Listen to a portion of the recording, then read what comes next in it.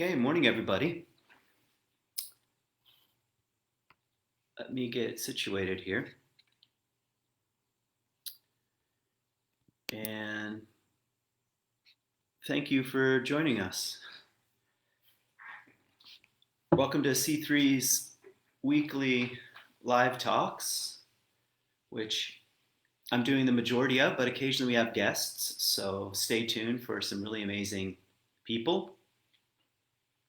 We have at least one coming up at the end of August.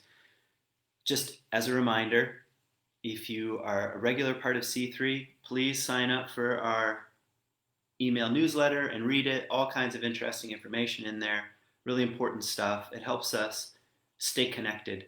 So just an encouragement to do so. And if you're not a regular part of C3, you can sign up for our newsletter too. There's all kinds of interesting stuff in there.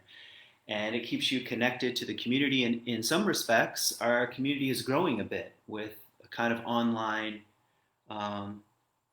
broadening, which I'm really pleased about. So if you've never been to C3 in Grand Haven on a Sunday, I encourage you to do so if you can, unless you live far away. But you can continue to stay connected with our online stuff. So just one more quick update, and then I'll jump into my final installment this week, The Sign of Jonah, which I'm really enjoying.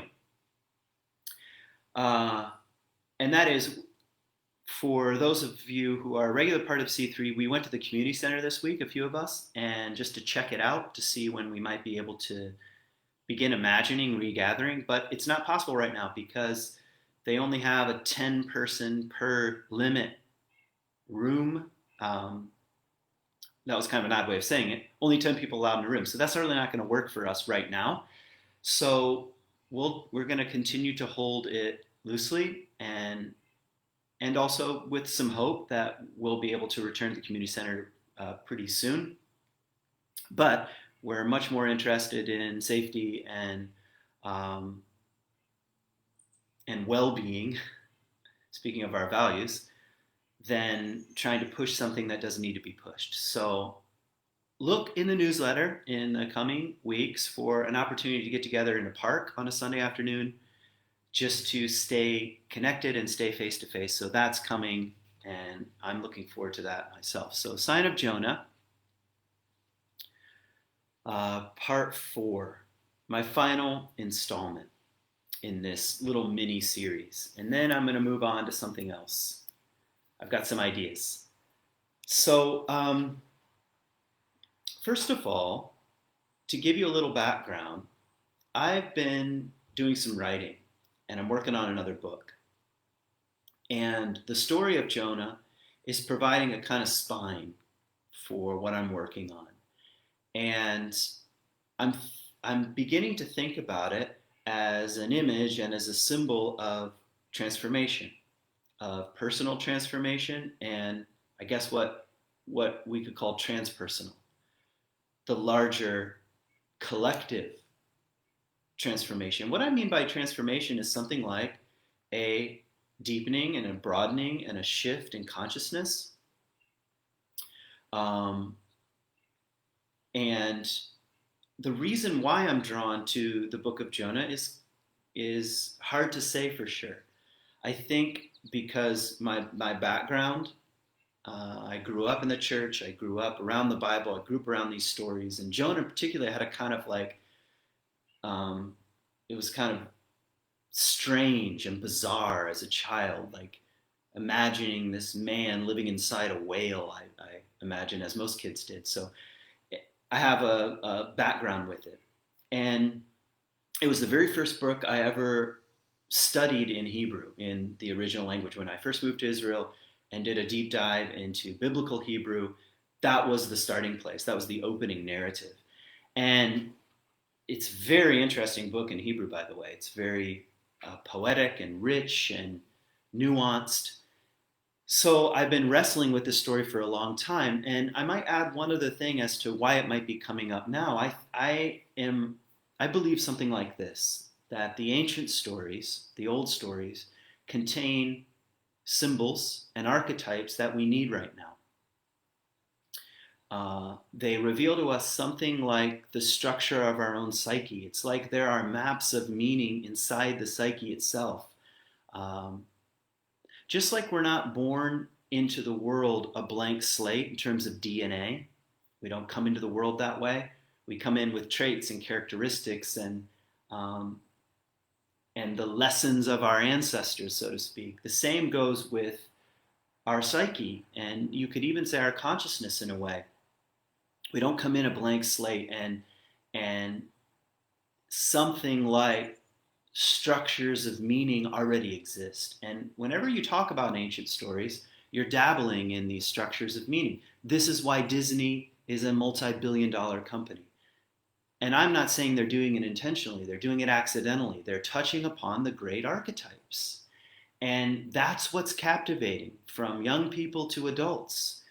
Why would adults spend thousands of dollars going down to Florida to walk in 100-degree humidity and wait in line for hours and hours and hours? It's not just to keep their kids happy. It's there's something about the stories themselves that try to touch upon the structures of meaning. I'm not saying they always do a good job, but they they're dabbling in that sort of thing. And in some ways, part of my own role in life, and it's not maybe it's something like a calling, which I'll get to in a second, is to be in conversation with the elders and ancients and myths and stories and legends, and to keep them alive in a culture gone mad for the tyranny of the CNN ticker, to defend in a way. I don't mean like from a critical point of view, but to be a defender of the ancient paths, the ancient structures of meaning. It's one of the things that I feel particularly drawn to. I can't help it. As soon as I start talking, I start thinking of stories and poems and images and symbols. And we need them now more than ever. And I think Jonah just happens to be a really interesting one. It's not the only one. And maybe that's enough said here. So what I see, what was began to emerge for me is something like a structure of transformation, which I've explained in my previous talks, and I'll give you what I'm calling the 5 passages. And the story begins with a calling, and go back to my previous talks if you want to know what I mean by that. A calling, an alluring beckoning into the zone unknown. It begins with a calling. It's followed by a severance. Jonah is thrown overboard and into the raging sea, and he can't go back. So these are moments where there's a severance. And that is followed by a descent, which our culture madly and wildly tries to avoid any form of descent. We don't like to have our egoic structures and our stories and our identities in an identity-obsessed culture messed with. We like to cling to them. That's not what happens in a real descent. They unravel. And it's something I like I don't know who I am anymore. I don't know what matters anymore. I don't know what is meaningful anymore. But there's also something kind of sweet about the descent. It's like the beginning of having our illusions taken from us. It's not just like depression, although it can feel like that at moments. It's an unraveling. And what a liberation to have our illusions stripped. I've said this before, which I really like, and that is a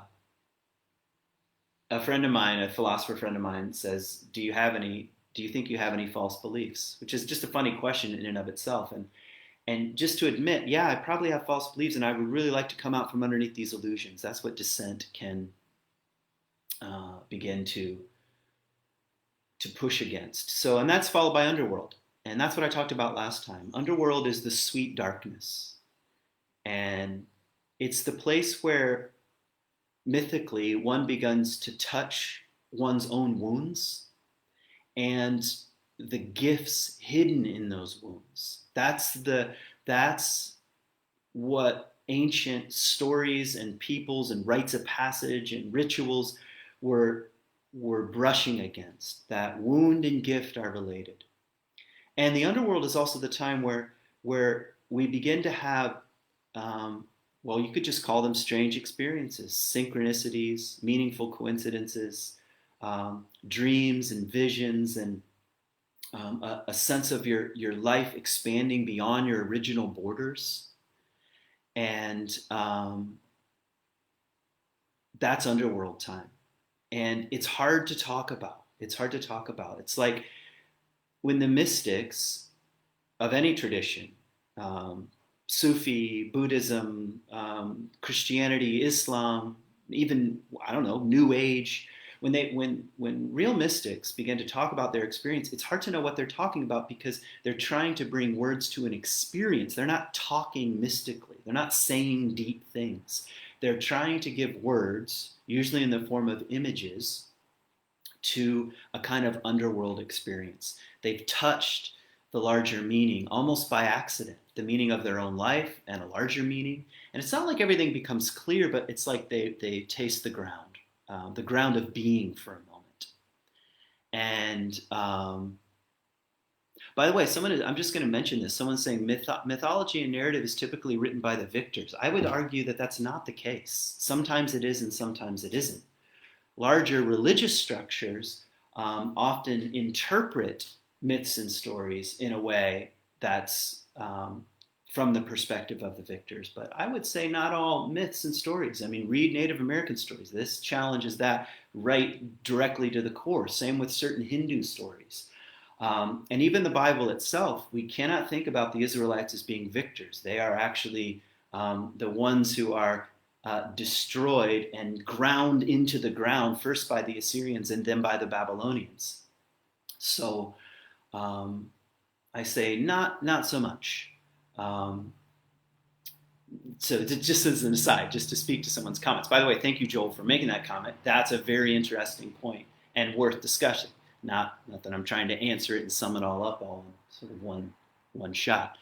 And maybe one other thing that's worth mentioning is, well, I'll sort of let that go for a minute. Let's return to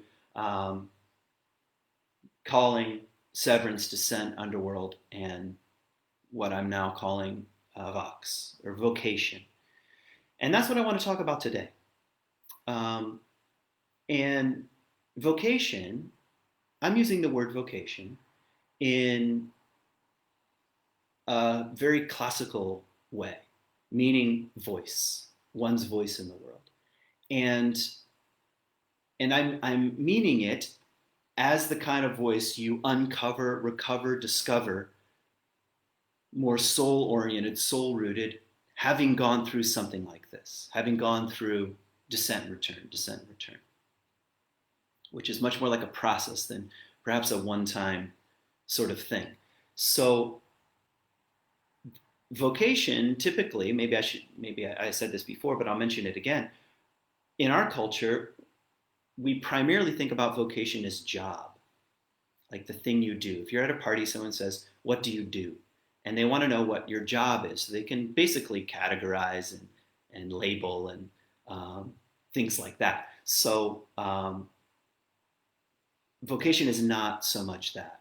Vox, recovery of voice, feels something like my true way of being in the world, my true way of speaking in the world, my truer way, my more authentic way of speaking and being that was buried for a while, I pushed down or was pushed down by the larger culture. And to recover such a thing and begin to speak that in the world is what I mean by vocation.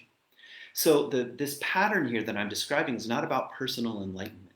It's not like you go through a dark night and you have some insights about who you are and then you hold them privately. No, vox means you begin to speak them out into the world in some way. A better way of saying that is to live them out into the world.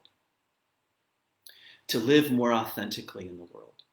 And Now you could say, why would this matter? Because if you haven't gone through this kind of descent, dismantling an underworld experience, you basically live out of the ego and out of your first consciousness, something like that. Your egoic and adolescent personality. Just look at the people running the world right now.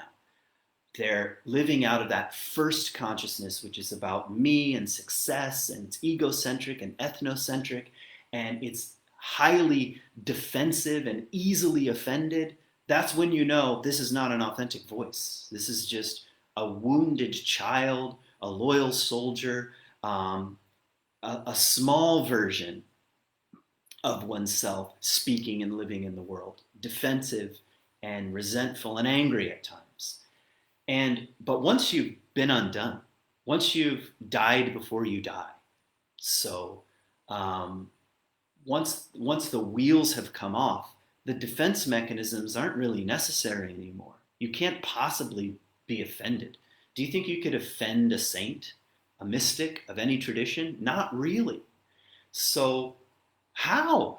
Or why, you could say, because they've touched some sort of deeper ground, and they're beginning to speak that out in the world. So what's a more simple way of putting that? You discover gifts in the underworld that society and culture needs. One of the things that I learned from a book called Black Elk Speaks, highly recommend it. It's about a Lakota man named Black Elk, and it's written by a white man, and there's been a lot of scholarship about how true the account is in terms of the translation of things, because it's Black Elk Speaks, but it's being recorded and written essentially by an anthropologist. So maybe some things are lost in translation. That's just worth noting, I guess. But one of the things I learned from the book Black Elk is that the Lakota vision fast was called a lament, a grief, a descending into tears, and was a crying out for a kind of vision. Someone's saying my volume is gone. So I'm going to pause and just check in with you all. Say, can you hear me? Give me a thumbs up. This is for Facebook people. Okay, so I'm getting at least some, you're good here. Okay, Blackout. So one of the things that he says in there is that during the descent, that's my language again, overlaying some language here, and in the actual fast, you're crying out for a vision, not for your own personal well-being, but because the tribe, the community, the village, the world needs it. It's saying something like the mystery of nature, probably what the Lakota people would call the spirit. What gifts want to come through you to benefit the whole? And I think that's a fundamental difference than a kind of egocentric and individualistic approach to one's true voice, which is, hey, this is my true voice, and I'm kind of an island unto myself. The classic narrative says something like, speak that to the community. It's for the benefit of the whole. The gifts aren't yours to possess. The gifts are yours to give away, that kind of thing. And I just think that's really important to say right now in a world gone mad for privatization of all things, including spirituality. Nobody can tell me what to do. My gifts are my gifts. I'm going to tuck them away in a little pouch, and they're not for the greater good. Now, most people aren't going to say that out loud. It's sort of probably much more of an unconscious posture. But what I'm saying is the crying out for a vision, from like in Black Elk, or this descent and return, is like a larger imagination, not only for your life, but for the life of your children and your grandchildren and your community and even your enemy. Which brings me back to the Jonah story.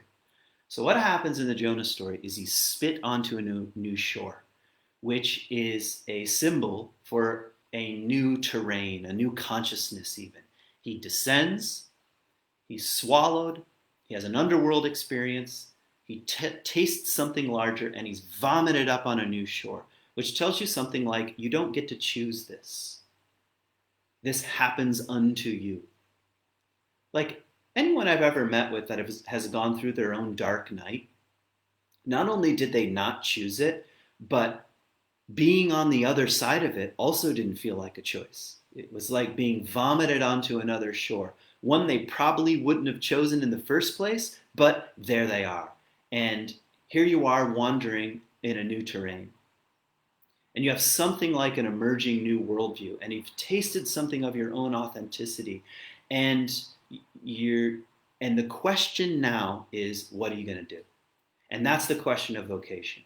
That's the question of the fifth and final stage here in the Jonah story. What will he do with it? And the only way to find out about the authenticity of the underworld experience is to live that out in the world. And that's what Jonah does. He goes to Nineveh and begins to speak, begins to do something he didn't want to do in the first place, which is tell his own enemies, you better change your mind. And this is in the old prophetic model of threat and change. So God's going to destroy you if you don't change. And he has some reticence about this, going back to the beginning of the story, because why would you want your enemies to repent? Wouldn't you want them just to be destroyed? So Jonah probably doesn't want to get too near this question. And so he begins to speak in the city of Nineveh. And to his great horror and surprise, it works. Even the king and all the people put on sackcloth and ashes and say, we were wrong. Imagine, by the way, talk about a symbol for our times. Imagine if, as a nation right now, we got down on our knees, put on sackcloth, and threw dust on our heads and repented from our many misdeeds. And the list is getting long. And even the fabric of our own culture is, being pulled apart and torn.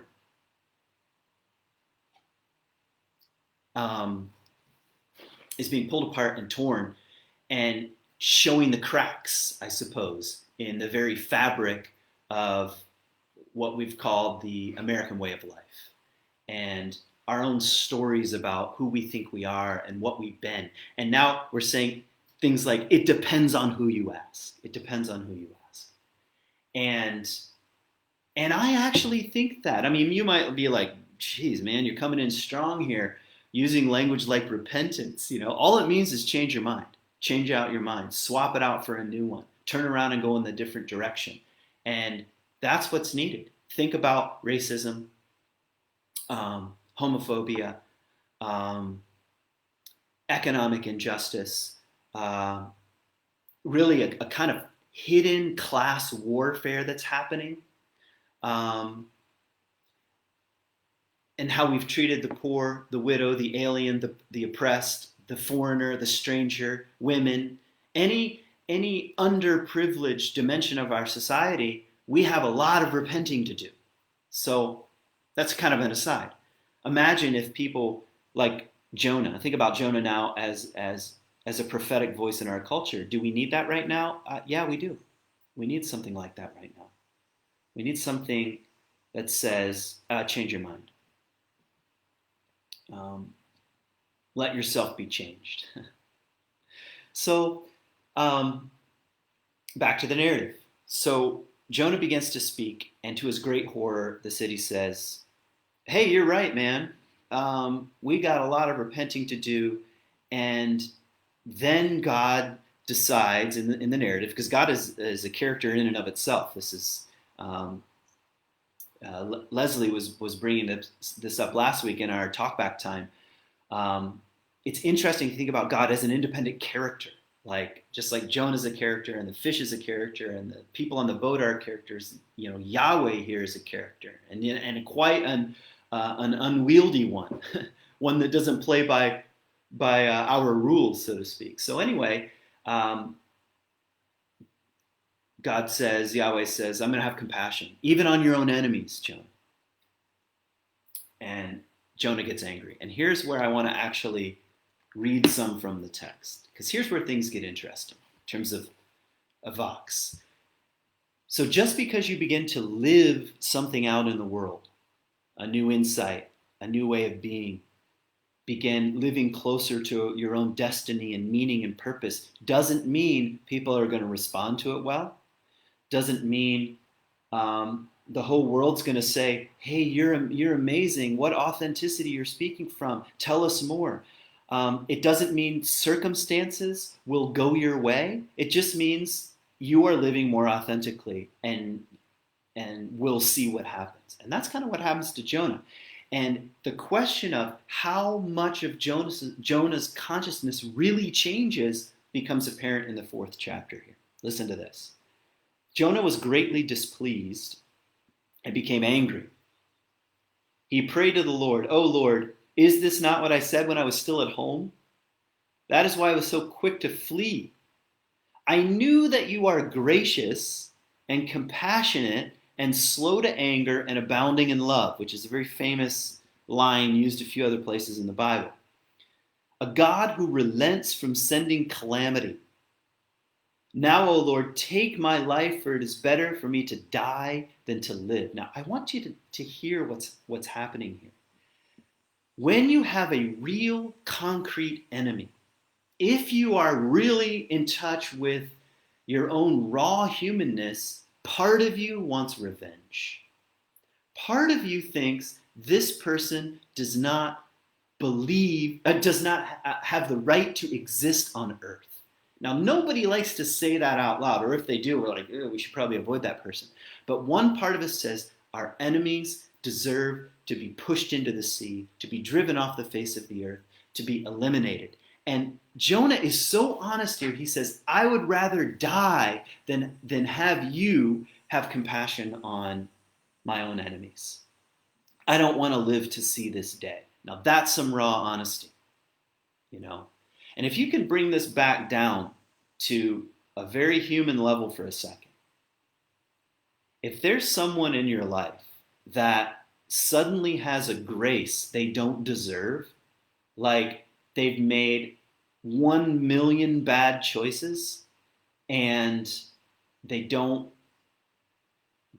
seem particularly sorry for any of those, and suddenly some fresh wind comes into their life, some fresh grace comes in life, isn't it true that one part of you thinks, I wish they would be destroyed? I don't even want to see that things are going well. See, it's a lot more, I mean, I know this is a big meta-narrative here and nations are involved, but there's a very human and concrete element to this kind of dynamic. And here's what Yahweh says back to him. Do you really have the right to be angry? That's a great question. Do you really have the right to be angry? Do you really have the right to be angry? Jonah went out and sat down a place east of the city. And there he made a shelter. He's going to wait to see what happens. And sat in the shade and waited to see what would happen to the city. Then the Lord God provided a vine and made it grow up over Jonah to give him shade for his head, to ease his discomfort. So here he is, sitting in a shelter that he bought. Not bought, like he went to Lowe's and bought it. He built a shelter. And a vine grows up. A kikayon in Hebrew, it's a very mysterious, kind of strange word. A kikayon, a vine, grows up and gives him shade. And here's what it says. And Jonah was very happy about the vine. He's like, oh my God, yes, shade. You know, I get to enjoy this shade that I didn't make, that I didn't manufacture, that I didn't build, that I didn't construct, so I can wait to see what's going to happen with the city. But at dawn the next day, God provided a worm. This is such good writing, such good storytelling. But God provided a worm which chewed the vine so that it withered. This is so good. When the sun rose, God provided a scorching wind, and the sun blazed on Jonah's head, and he grew faint, and he wanted to die, and he said, it would be better for me to die than to live. Takes him right back to that original spot. So here he is. A vine grows up, shade. A vine goes away, no shade. I'd rather die. He's quite neurotic, in a way. God said to Jonah, do you have the right to be angry? Same question again. Do you really have the right to be angry? Do you have the right to be angry about what I'm up to in the world? Or, or even what other people are up to in the world? The fact that they're repenting and changing their mind. Do you have the right to be angry about this? The Lord said, you have been concerned about this vine, though you did not tend it or make it grow, and it sprang up overnight and died overnight. Talk about everything is impermanent. But Nineveh has more than 120,000 people who cannot tell their right hand from their left, and many cattle or animals as well. Should I not be concerned about that great city? And that's the end of the book. The end of the book ends with a question. Should I not be concerned about the great city? And I think there's a little PS here, because what I'm saying is that a change in consciousness, personal consciousness, personal transformation looks a little like calling, severance, descent, underworld, vocation. It looks a little like that. That's one pattern, one way of describing what change is like. Collective, larger change, like the kind that nations need and communities need and ethnic groups need and religions need and, fill in the blank. Collective goes through something like severance or calling, severance, descent, underworld, and beginning to live out those insights in the world. And when you begin to do that, it's like you don't know exactly what else is there. What are you going to find out? And in other words, I'm saying the story has personal overtones and transpersonal overtones. And that's what the symbol seems to be suggesting here, something like that. And the story is raising a kind of ancient question that seems pressing and relevant today, which is, how small of a worldview do you really have? Does it include your neighbor? Does it include other ethnicities? Does it include other genders? Does it include other religions? Does it include other people groups, other nations? And this story is pushing on as far as you can push that. Does it include your enemies? Are you just as human and vulnerable and in need of change as your enemies? Because that's the question of the story. And it's using God here as a kind of image. And I'm not asking you to believe concretely in a certain kind of God or not. I'm saying God as symbol here for a moment. And it's saying the symbol of meaning here, the divine, seems to include the powerful and the powerless, because that's the dynamic in the story. The Assyrians are the powerful, oppressive regime, and the Israelite, the Hebrews are the victims in the story. And we know that concretely actually from history, in terms of the dynamic between the Jewish people and the Assyrians. And that's just going to continue with the Babylonians and the Romans and so forth and so on. So the power dynamic. And it is earth-shattering to have this story in the ancient world where gods are tribal. They're tribal. They're like, the Egyptians have their gods and they're geographically located in Egypt. The Assyrians have their gods and they're geographically located in Assyria. And Canaan has their gods and they're geographically located in Canaan. And the Jewish people have their God who is geographically located in a particular place. In and around Jerusalem, in and around Judea, in and around, the Jewish land. And to say something like, the question, should I not have compassion on 120,000 people who don't know their right hand from their left? I take this as a major challenge right now, because I personally don't like many things that are going on in our world. I don't have a lot of compassion.